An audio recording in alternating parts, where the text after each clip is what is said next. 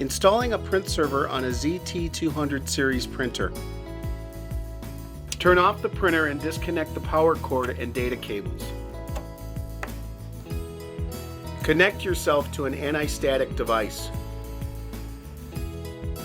Place the printer on a grounded anti-static mat. Unscrew the bottom and top screws on the connectivity option cover.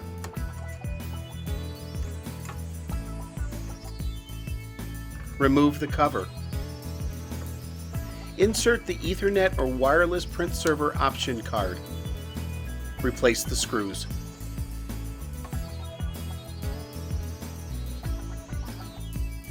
Reconnect the power cord and data cables.